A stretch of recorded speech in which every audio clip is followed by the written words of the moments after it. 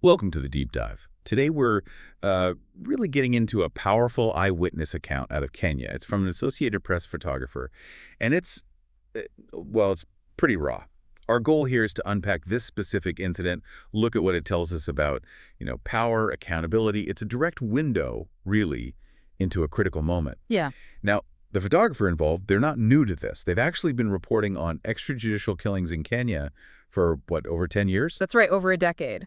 So they have a deep understanding of the context. Which is important because this event, while shocking, doesn't just come out of nowhere. Exactly. Yeah. That context is absolutely key here. You see, for about 2 weeks leading up to this, there were demonstrations happening. People were protesting because a blogger had died, quite mysteriously, while in police custody. Ah, okay. And for many Kenyans, this felt like, just the latest incident in what they see as a long, troubling history of police brutality. It's a recurring theme, this concern about abuse of power. Right. So that brings us to this particular Tuesday.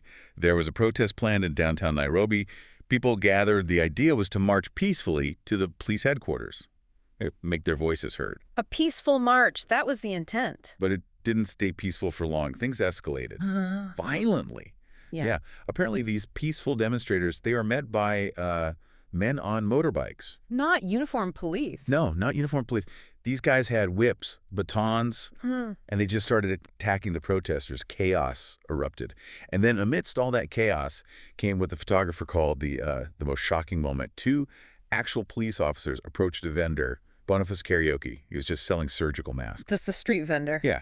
And one officer apparently slapped him. The other officer, he raised his rifle, pointed it right at Mr. Karaoke's head. Oh, wow. And fired from inches away. Yeah. Then they just walked off. It's just horrifying, caught on camera like that. Mr. Karaoke, he just collapsed right there. Pool of blood. People rushed him to the hospital. He was in critical condition. He's had surgery since then, but last we heard, still in the ICU. Just devastating. And that image, that captured moment is so powerful. Undeniably. And it seems there has been some follow-up. The police officers involved? They were arrested, yes.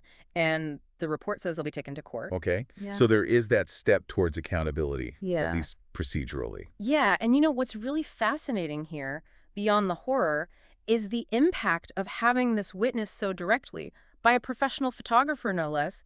That visual record, it changes things. How so? Well, it takes an issue like police brutality, which can sometimes feel abstract or debated, and makes it incredibly concrete, undeniable. You see it. Right. It's not just a statistic or a claim. Exactly. Yeah. And if we connect this back to the bigger picture, this one incident, starkly documented like this, it becomes a powerful data point in that long history we talked about.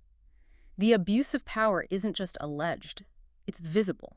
And this kind of evidence, this visual proof, it can really force action, sometimes more effectively than, say, written reports alone. So the arrests are significant in that context. Very significant. It raises this crucial question about what happens next.